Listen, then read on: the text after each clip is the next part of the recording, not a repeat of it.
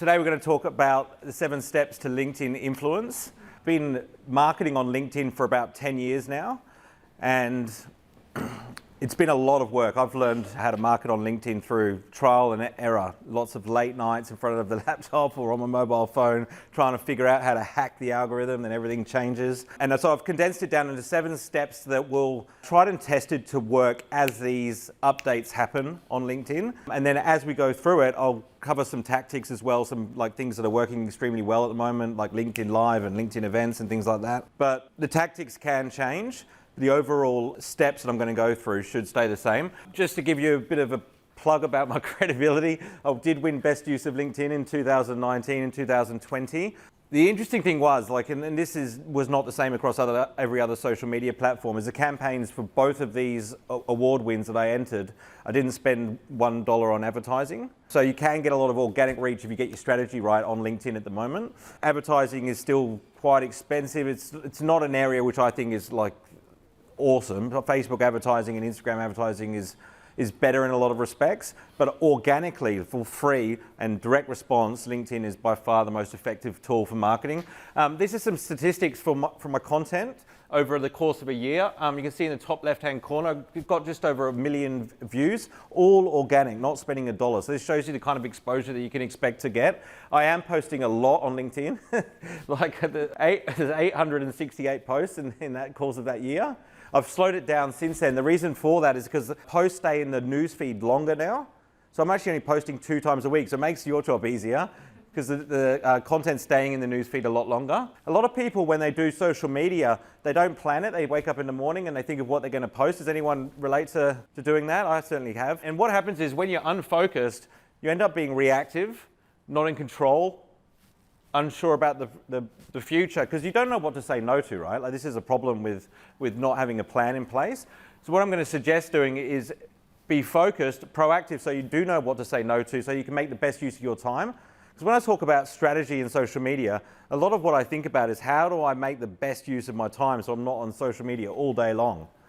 I've met lots of business owners, quite often the solopreneurs, that spend all day on Facebook, looking for clients because they have no strategy. They know the customers are on social media somewhere, but they don't really know what they're doing.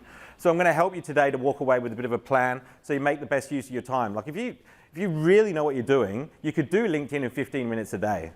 But while you're figuring it out, it'll probably take 45 minutes to an hour. Getting the strategy really point means you spend less time on LinkedIn. 90% of businesses fail within 5 to 10 years. The reason I show you this is because if you're doing what everyone else is doing, there's a good chance that you'll fall into one of those 90%, because if you're copying what everyone else is doing, there's a good chance that you'll fail, given that so many of them do. So there's 3 ways to grow a business. You can get more clients. This is what I used to focus on when I started my business. I just always thought about more clients. How do I get more clients, more clients? I didn't think about my transaction size or how often people bought from me. So if you look at all 3 areas, this is the results you can expect. So let's say you've got 12 clients, your average sale is $10,000, they buy twice, your revenue is 240 grand. Now, if you just increase the number of clients over the course of a year from 12 to 16, it's not that much, is it? Can everyone imagine that they could go from 12 to 16 in a year? And then you increase your average sale from 10 to 12 grand, it's pretty manageable. And then let's say people buy from you one more time every couple of years. Then you've doubled your revenue. And you do it again and you're at $1 million. This is the most effective way to grow a business. The reason I'm showing you this is because I think you can hit all 3 areas with social media, with LinkedIn. You can increase your transaction size because you've got more value, because you've got more influence. People will buy more often, be a lot more than the increases I've got there, because you're learning from the audience all the time through their engagement on your social media, always communicating with your community, come up with products all the time. My business was a lead generation company, and what we used to do is find people that are in the client's target demographic, connect with them, and send them messages to set appointments. But as I was doing this, I was creating this content, and I was like, wow, this is really interesting. When I speak to prospects now, they're not speaking to 2 or 3 other companies. I used to put in a proposal and they go, okay, we're going to look at 3 other companies and work out which one's the best price or whatever. And I'd always be competing against these other companies. But as I built my influence, what would happen is they wouldn't be speaking to other businesses. Quite often when I get a lead now, And I'm not bragging, I'm just sharing with you how effective it is, because you don't know until you experience it. I didn't expect it, but when I get a lead and they've been watching my content for a while, they're not speaking to 3 or 4 other LinkedIn marketers. They're like, you're the expert, you're the guy I want to work with. They're not as price sensitive. I developed this behind the brand thing because I was like, how do I create content for my clients? When I first created my first LinkedIn video, it cost me $5,000 to get created, one video. And you've got to post 2 a week, right? I found this dude who's on Airtasker who could do it for $500. And I was like, even still, $500 is too much. You know, so I was like thinking about how do I create more effective content at a better price? And I come up with this system called Behind the Brand where we batch create content at once. So in one sitting, you can create 20 videos or 30 videos if you structure it right. And then all of a sudden, you don't need an hour of the client's time to create 3 months worth of content. I wouldn't have been able to create this if I wasn't getting like live feedback from the audience and creating. This is basically another product. It comes under the frequency tab. This is what most people do when they don't understand something. A lot of people say to me, oh, but my clients aren't on LinkedIn. They're just doing this. There's 800 million now, 800 million members on LinkedIn. 12 point something million in Australia. Like if you think about it, that's half the population. So it's pretty much all of the white collar workforce. And they say, oh yeah, but there might be members, but they're not checking it. But if they're not customizing their settings, they're getting all of the messages in their email inbox. So you're telling me they're not checking their LinkedIn or their email inbox? They're checking it. They are. They just don't want to they're not going to respond to spam. Quite often it's not the platform's fault, it's the strategy. And that goes with any social media site. It comes down to strategy. Like you could be getting hundreds and hundreds of sales letters in your inbox, but if you get one that stands out, that's personalized from somebody that you want to talk to, you'll see it and you'll respond to it. I mean, not everyone will, but it's much higher than any other form of marketing. Like, you know, email marketing is full of spam. Social media is the most effective way to DM someone. It's just not appropriate to do it on Facebook. Maybe Instagram, but I've just found it's more of a B2C platform. Whereas LinkedIn, like it's totally appropriate if you can add value to contact the CEO of Rio Tinto. Like that's how you do it. That's how he expects you to do it. Has anyone read The Purple Cow by Seth Godin? See a couple of nods. So the whole point behind this purple cow analogy is if you saw a normal cow, we've all seen cows before, we're probably not going to stop and take a photograph, but if you saw a purple one, it stands out, doesn't it? And so you've got to start thinking about your business about like what is your purple cow for your company, which will create what they call talk triggers. So people will start talking about your business.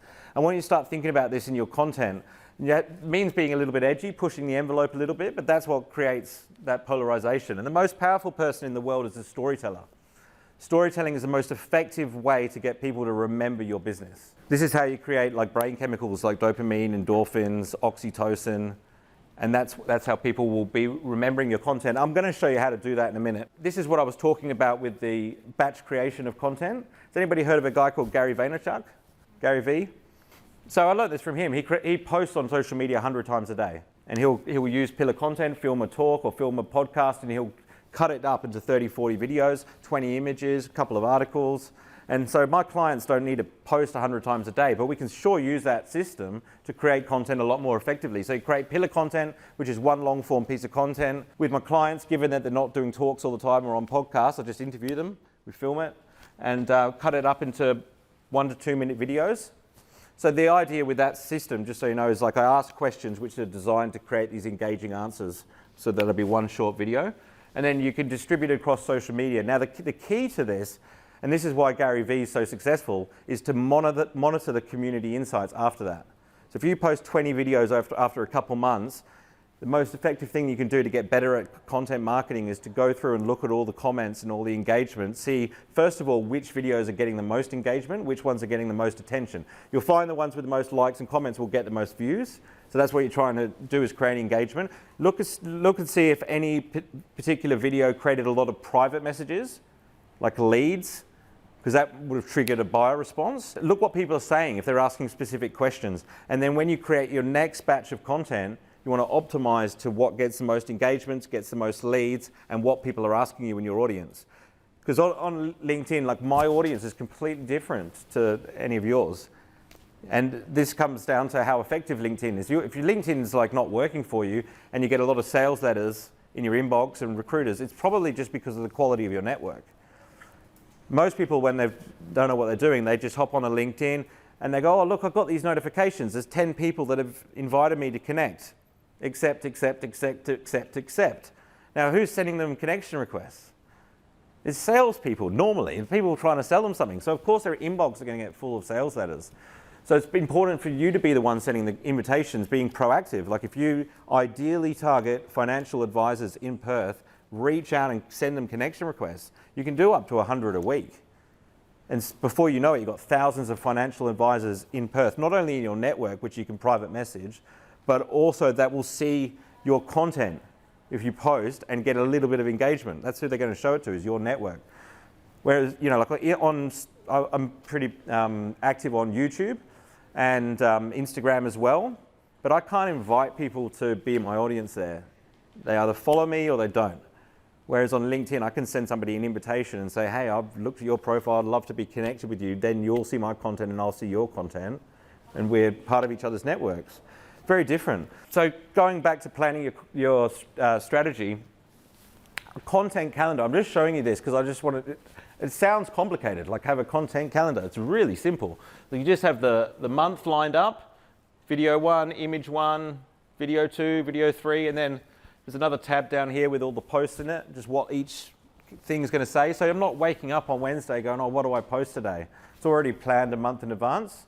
And so we run this same system with our clients. We'll send them the calendar at the start of the month and they review it, approve it all at once. And that way you can be posting at the optimal times, not rushing out the door trying to get a post out.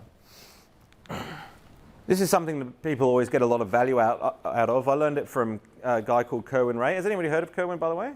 Curious?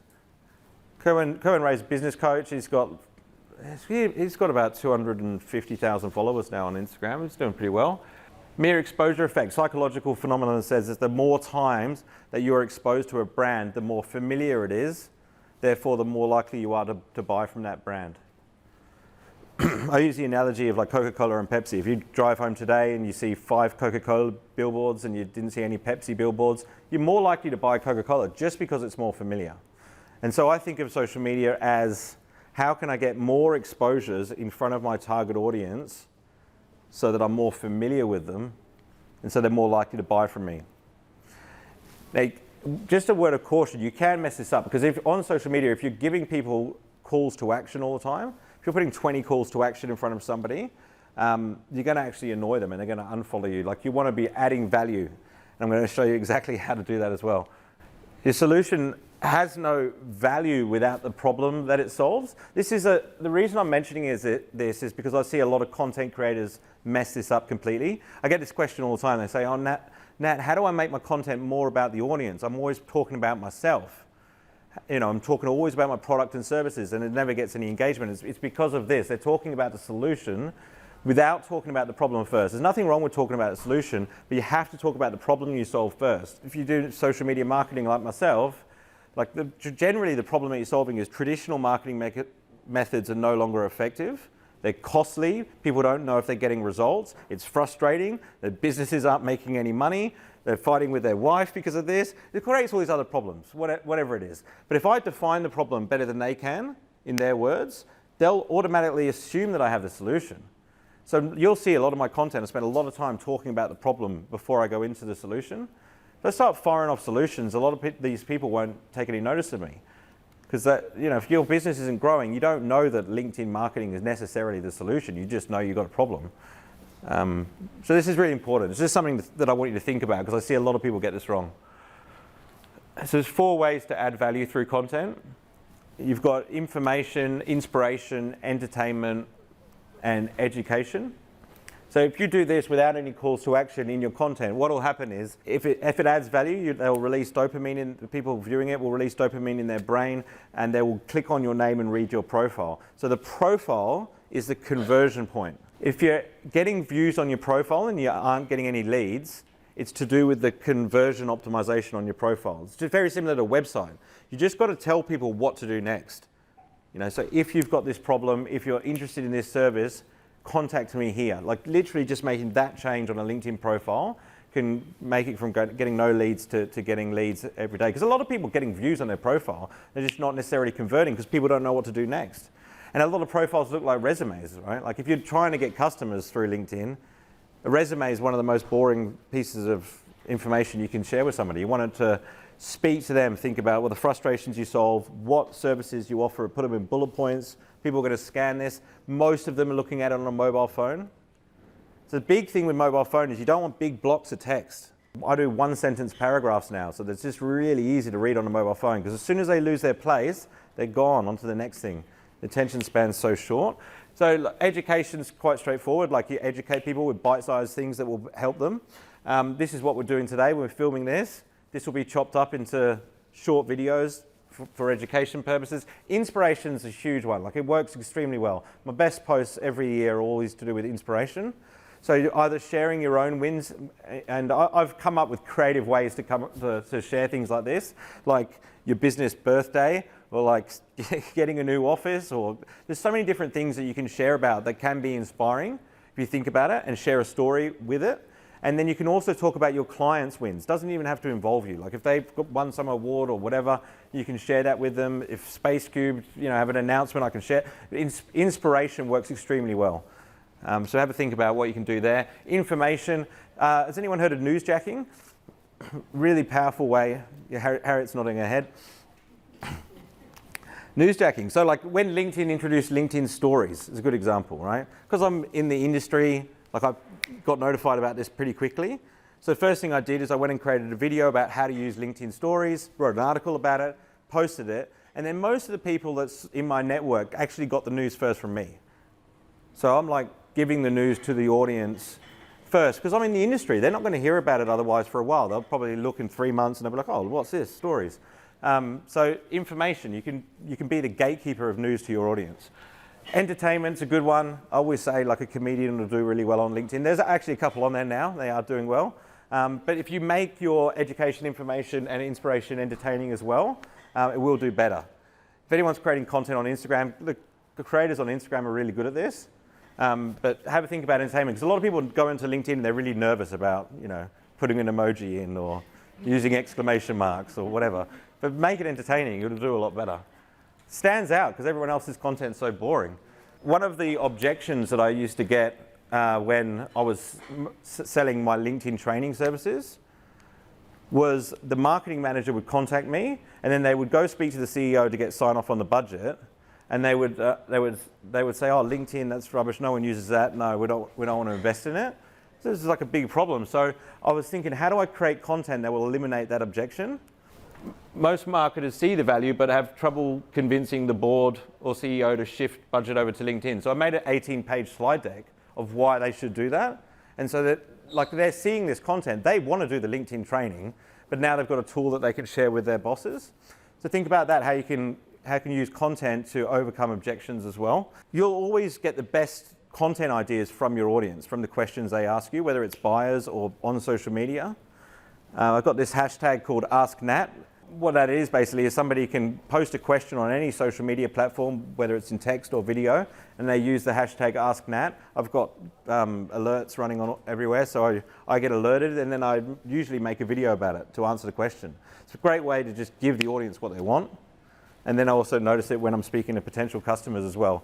I just want to point out as well, like the way I've written this. So like I was talking about one-sentence paragraphs. These work really well on mobile phones. You also boost engagement if you write the content in a wave pattern like this. This is the stuff that social media experts don't tell you. They keep all this shit to themselves. But like if you write it in a wave pattern, the way people read it, it builds a cadence and people are more likely to engage. When I learn things like this, I'm like, wow, is that true? And you test it, it works. This is 2018, it's much higher than that now. It's about 70% of LinkedIn traffic comes from mobile devices. So when you're doing remarkable content, there's 3 areas that you've got to think of. Most importantly is the visual. The eyes will capture people's attention first. You have to capture people's attention to be able to create remarkable content. So you start with the eyes and then appeal to the mind by giving them some value. And then if you can aim for the heart you have to do this through storytelling, then that's how they'll remember your content. That's how they remember it. I've got this video where I shared a story about how I started my business. I'd lost my job. I was working for a company that wasn't paying me for 3 months. I was getting evicted, $20,000 in debt. My electricity got cut out on the same day that I quit my job. And I decided to start my business, and I got this video about it. Still to this day, like if I'm at the airport, quite often people will come up and they say, oh, watch that video. We shared that story. It was like 7 years ago that I posted this thing. People always remember it because it's a story. There's no way that I could get someone to remember a post if I didn't, share a story alongside it. So have a think about what are the stories that you can use either about your business and your story, or just to demonstrate a point that you want to communicate. Like metaphors and stuff like that work extremely well. You'll see me do a couple more before the talk's over. These are some of the stats with visual, like again, really important, whether it's images or videos, you've got to capture attention. Even with the articles, like the first things that they're going to see is this banner. People write like this awesome article, and then they just get this stock photograph of like a desk and a coffee cup. The best images are the ones of people. Like people will connect the most with someone's eyes. I'm about to have a baby in 6 weeks. I think about this a lot because like when you connect with a baby, they look like at your eyes, right? So this is where we've learned to do this, and people still do it as adults. So a lot of the headshots and stuff, they need to be right up here. You don't want to have your whole body because people won't be able to connect with your eyes and you won't stand out. These are all little things, but they all add up. A lot of people don't know this stuff. Like 50% of your brain is involved in visual processing. 70% of all your sensory receptors are in your eyes, and we can get a sense of a visual scene in less than 1/10 of a second. So it's the quickest way to grab attention. We talked about the mere exposure effect. All right, so we're going to get into the latest LinkedIn hacks or strategies in 2022. Most of you will be able to get LinkedIn Live now. You do have to apply to get it. So just Google apply for LinkedIn Live. And it's just like Facebook Live, except because it's relatively new to LinkedIn, it's just getting a lot of exposure at the moment. And they've tied it in with LinkedIn events. So the way it works is you schedule a LinkedIn Live for let's say you schedule it for next Friday at 10 a.m. It automatically sets up an event on LinkedIn, and then you can invite everyone in your network to that event. So who's here because they were invited to an event on LinkedIn? Okay, so you've seen it in action, right? But you can do this with Going Live. If you do it with Going Live, you capture their email information as well, and it will send them reminders before the event to come join. So it's like the new webinar. LinkedIn Live is extremely cool, and you can see people's comments as you're doing the live. It's free, and so if you've got, like some people only have a few hundred people in their network, but you can invite all those few hundred people. If you make it compelling enough, a lot of them might sign up. If you want to invite, if you've got more than 1,000 people, you can invite 1,000 people per week. So for me, I was inviting 1,000 people each week for 3 weeks, I think it was. So I invited 3,000 people to this event. You'll get more turn up at a live event because they don't have to leave their house and all that sort of stuff. You never know with free events whether or not people are going to show up, but they're much more likely if they don't have to leave, drive somewhere. And what was the other thing I was going to say? Yeah, so you capture their email information. This is a way to generate leads. And then you want to just send them a reminder or a follow-up as well. When LinkedIn Live first came out, I think I had 600 people rock up to my live. That's where I was going with it. The 1,000 a week is if you get another speaker as well. So if there's 2 speakers, you both invite your networks, all of a sudden you've doubled the reach. So if you think about how to include other people in your content, then it just means you'll have a wider audience. So I do interviews sometimes. I'm just kicking off LinkedIn Heroes, which is my interview series again. And so when I invite the guests, I go through with them on the telephone how they can go into LinkedIn and invite their network, because a lot of them don't even know how to do it. But then I get the added exposure of them inviting their network as well as mine. Does that all make sense? And before the event, attendees will receive a confirmation email as well as reminders and notifications. That LinkedIn does that all by itself, but you can still get their email details as well. It's a great way to build your email list. During the event, you can interact with attendees. You want to build engagement with your LinkedIn Lives. It's the same as normal content. The more engagement you'll get, the more people will see your LinkedIn Live. So when I go live on LinkedIn, the first thing I say is, hey guys, let me know in the comments where you're tuning in from, which city you're in. And then I give them a little shout out, we got Harriet from Perth and from Melbourne. And so first of all, they feel they've noticed me. And then as we're going through, I might, let's say I'm talking about LinkedIn events. Who's tried a LinkedIn event? Let me know in the comments. So you're just getting as many comments as you can. Sometimes when I do that, I can walk away with 200 comments just in the live, just by asking people to engage. It just means so many more people will see it. After the event, you can put the video in your hot featured section on your profile, so it just stands out at the top of your profile, so it can keep working for you. There should be about half of the people watching it live, half of the people watching it afterwards, watching the replay. Okay, who's heard of a lead magnet? Cool. Yes, we're on time. Never know when you're doing an hour. Lead magnets are an awesome way to generate leads as well, because with anything on social media, you want to bring the conversation offline. So that's what we're doing with LinkedIn events. We're bringing the conversation offline. You're getting their email information, and so you can bring the conversation off social media where it's all social, moving them down the customer journey. Emails, by the way, is further down the customer journey. So if someone's already expressed interest, filled a form, then they're already in the consideration phase of doing business with you. It's further down the customer journey. Whereas with social media, you're talking to an entire audience. It's higher up the customer journey. It's a bigger audience, but there's less consumer intent. So lead magnets are a great way to find out who in this wider audience is more serious, and I can capture their email information and move them down the customer journey. This works on Instagram as well, really well, like lead magnets, a great way to pull data off of Instagram. So this is how I do it. Like a lot of people will just share an image like this. I made this on Canva. They got heaps of templates on there. Yeah, you don't have to, I mean, the image could be just a picture of yourself. You just got to explain what it is that they're getting. So this is an example, The Ultimate Guide to LinkedIn Articles. It's just an ebook I wrote. It's probably, I don't know, 10 or 15 pages or something. I spent a bit of time on it. It's really good quality. But a lot of people would post this and say, here's the link to the landing page with the form on it. Again, going back to engagement, what I do is I get people to comment on the post, right? So what it says is, it explains what's in the template, what the results they can expect, what the topics are, and then it says at the end, you can't see it, but it says, if you would like a copy, comment below with ebook. And so all of the, well, when I took a screenshot, there was 100 comments.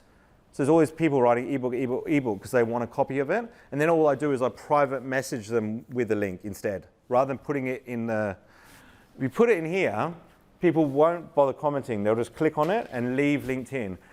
LinkedIn, as a business, doesn't want people leaving their platform. They want, the more time people spend on the platform, the more money LinkedIn makes. So your post will actually get less reach if you put a link in there. Whereas if you get more comments and you send private messages, you get way more engagement. It gets shown to a lot more people, 162 likes. They would have probably got about 17,000 views, that post. So it's a great way to maximize engagement, but also capture all these leads from people that are serious about doing LinkedIn marketing. So just so you know, when I send them the private message, it says, hey, thanks for your interest in the ebook. Here's the link to go get it. And people are like, oh, wow, private message, this is great. Those private messages also help people see your content, right? So if you and I are messaging each other privately, it actually means I'm more likely to see your content and you're more likely to see my content, even though you're doing it privately, because LinkedIn know you're engaging with each other.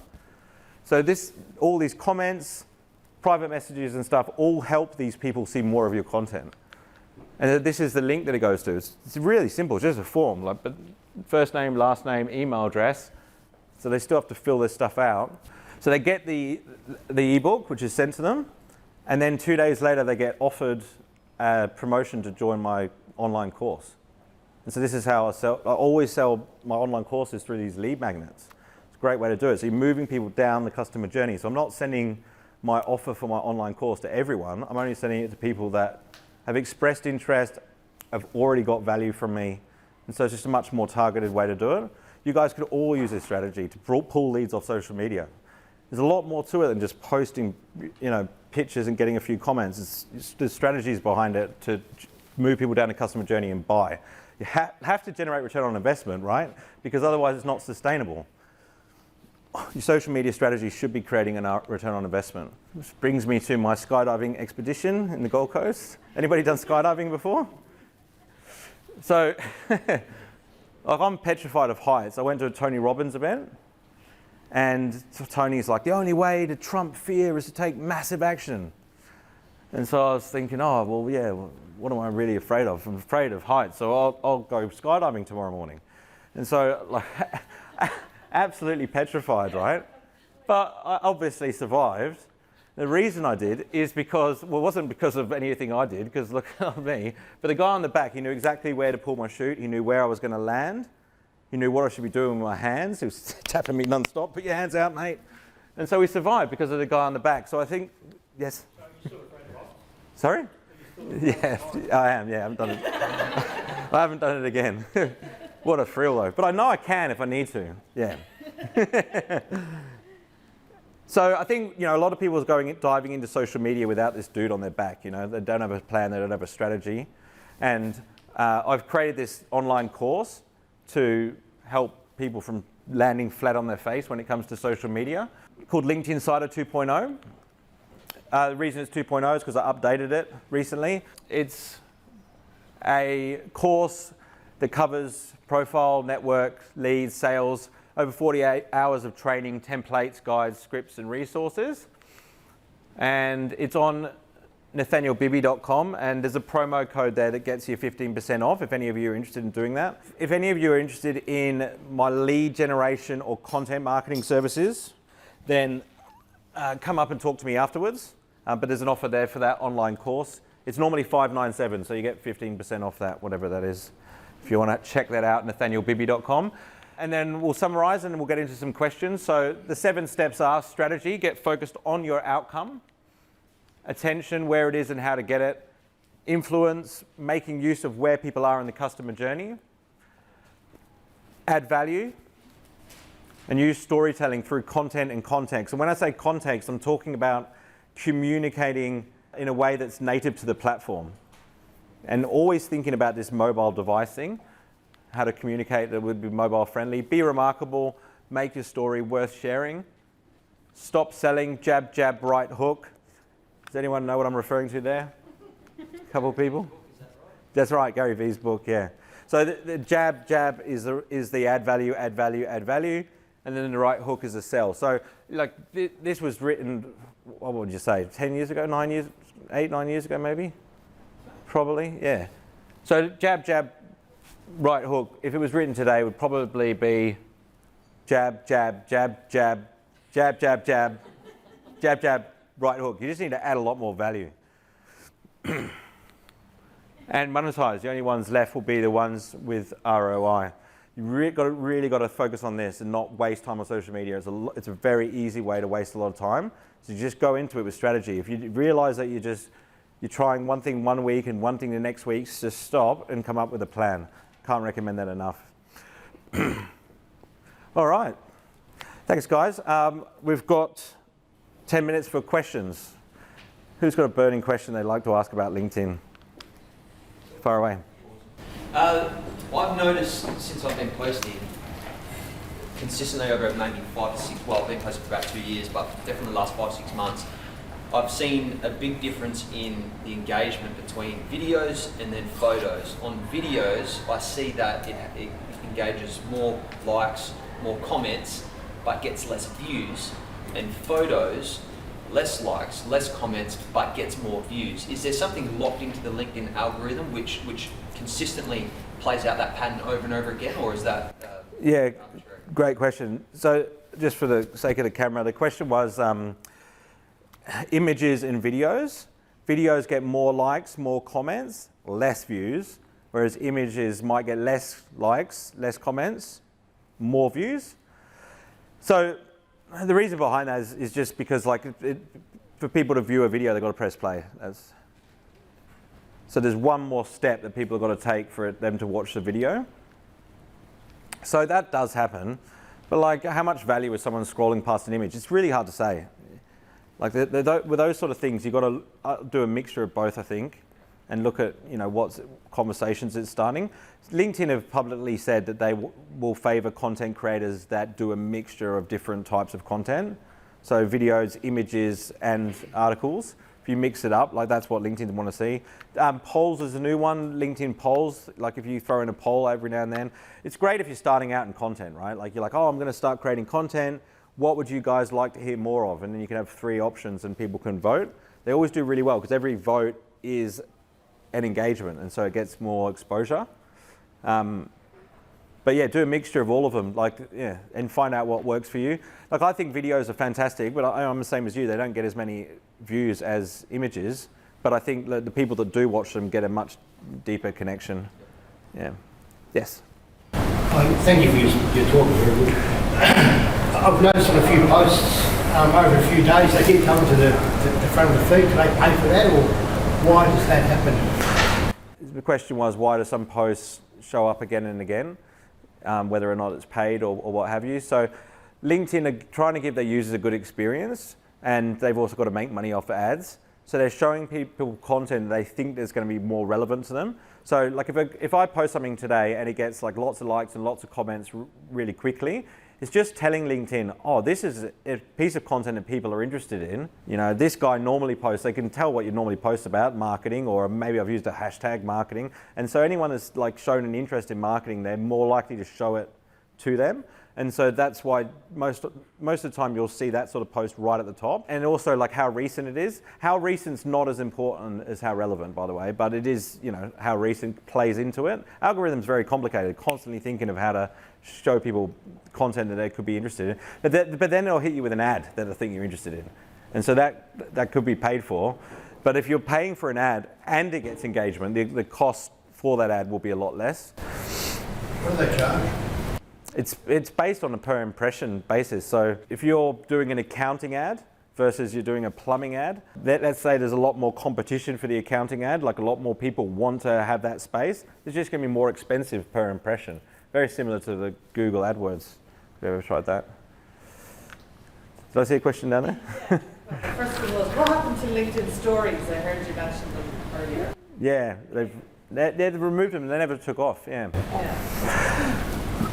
Yeah.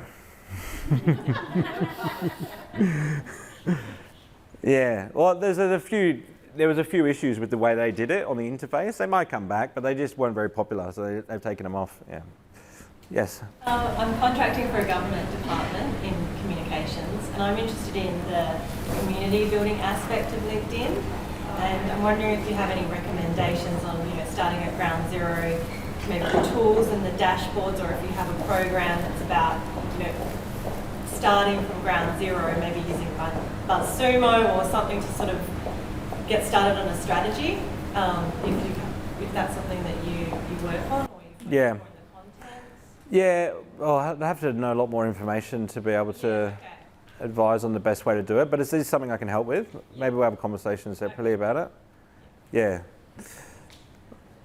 Yep. On the same lines as your question, I guess. Yep. From what you mentioned, that it's more about the quality of the post instead of over posting on LinkedIn. So building on from her question on assisting local startups who are starting from the ground up, what would be your suggestions in building their audience, like the current trajectory? Yeah, again, I would need more information, but I guess as general advice, if you are a startup starting out, you just start with your profile, get that looking great, so you've got your conversion point, and then you just start by building your network with targeted individuals. Whether you're, if you're looking for investors are very easy to find on LinkedIn. You just punch in the keyword investor, you'll find all these people locally that you can start connecting with, and you just start building your network. Because if you have a really good quality network, when you start posting content, they will see it. There's no reason why you can't private message somebody as well if you think there'd be a good opportunity and say, hey, can I buy your coffee? So that's what I'd be focusing on to start with. And then in terms of building a community, there's a few things that you could do with LinkedIn events or LinkedIn groups. There's a number of strategies there. Yeah, start with a profile, then the network, and then add value to that network. Yeah. Yes? So your advice is very targeted to personal accounts and professional building on one-on-one. What do you think of business pages? Yeah, so the question was, what do I think of business pages? So I was talking a lot about personal accounts. There are business pages that do exceptionally well. Normally they've got quite a number of employees there to help leverage it. It's a lot easier to build a network on a personal profile than it is on a company page. A lot of them are using ads to do that. They're very successful recruitment tools as well. So that's what I think they're just better suited to big companies. I haven't seen a lot of small companies get much success with them. People on social media want to connect with individuals, and I think we'll see more from company pages. They're only going to evolve. I have got a company page it's about 80,000 followers on it or something like that. I don't do a lot with it. I do more for my personal profile. Even though I've got half the amount of followers, I just seem to get better results from it. Yes. So you mentioned relevance, and personally, I have a lot of LinkedIn connections that may not be my target market.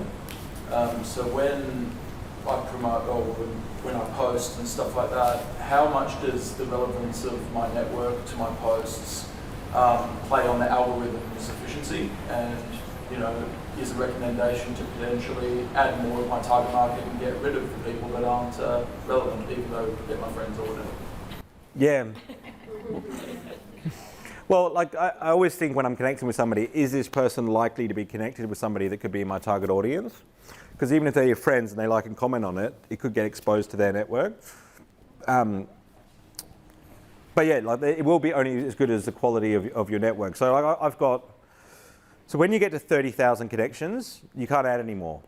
You change the button on your profile to follow me. So I've got like 39,000 followers, but I've already got my 30,000 connections. So I have to remove people every now and then so I can keep adding people. And so, but it's okay because at the start, like I wasn't very targeted. This is where one of the learning curves I went on, as I was just sort of adding everyone. And so there's a lot of people in my network that I can get rid of that aren't relevant, that are overseas or whatever. But I don't think until you get to that point, you have to worry too much about it. I would focus. So be mindful of it, but I'd focus more on adding the right people rather than getting rid of the wrong people until you get to that point. Because it'll, like people see 30,000 followers, they're like, oh wow, you've got such a huge audience. It doesn't mean shit if you don't engage them. Like you've got to engage them. So I'm probably only engaging like 5,000 of them, but they're the targeted 5,000 and they're the ones that I want to keep. And they're the ones that are going to see my content anyway. So the other 25,000, they're probably not seeing my stuff anyway. So it's not really that relevant. I mean, a lot might look cool, but it doesn't actually mean anything. Yeah. How does the geographic play in the algorithm? For example, I'm from Brazil and I have 1,000 friends, followers in Brazil and 500 here. And when I post something, I got a lot of friends say, oh, cool, like, but not as much here. All right. And so yeah, it does play in, yeah. The algorithm would promote more there than here because the reactions are there? Yeah, it would, yeah. So a couple of things though, like you can make sure your personal profile says that you're here. That'll make a difference. And also post in the morning here. Okay. You got to think about time zone is really important. So, 11 hours. sorry? It's 11 hours difference. Yeah, so what time do you normally post? Morning or evening? Night at night. Yeah, so post in the morning. Because what happens is people use LinkedIn during working hours normally. So you're posting just before people are going to bed here. They're starting work in Brazil, but if you did it the other way around and posted in the morning, more likely to get engagement here and less there. It's a really good point. That absolutely does happen, yeah. What's the best time in the morning? Is there a good time? Well, so the answer is when your audience is awake, so you know. But is there a quiet time and a busy time that people want to avoid? So the busiest time is when people are on the way to work, yeah, ideally 7:30, 7 a.m. or whatever. And the best content I always post on Monday. Like they say the busiest time on LinkedIn is Tuesday, Wednesday, Thursday, but I always post on Monday because I know then Monday to Friday people are using LinkedIn. So I've got engagement Monday, engagement Tuesday, Wednesday, Thursday, Friday, weekend it will die off. And that's enough just to amplify it for a couple of weeks. Whereas if I posted it on Thursday, it's going to get engagement Thursday, Friday, and then it's going to drop off. So I still post on Thursday, but I always put my best content on Monday. Yeah. In the morning. Yeah, in the morning, absolutely. I made this huge mistake. My first big interview was with a guy called Dr. John Demartini in Melbourne. And I was so excited. Like as soon as the edited was done, I posted at 11 p.m. at night. It's like no one was awake. So it didn't get much views. I had to wait a couple of weeks and post it again. Yeah. Yep. How important are hashtags? I'm no hashtag expert, so I've just done the best I can with what's available.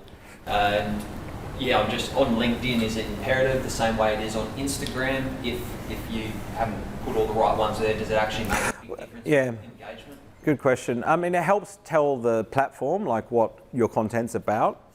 So I do 2 or 3. in there, like just to consistently tell them the same thing, what your content's about. But I also use it for branding. So like on Instagram, you go to somebody's page, you see a history of their content, the library of their content. So you can go through and look at all their posts. Whereas on LinkedIn, like you go to someone's page, you don't see that. You see, their profile. So if you create a branded hashtag and somebody clicks on it, they can see all your profiles. So all your posts, historical posts.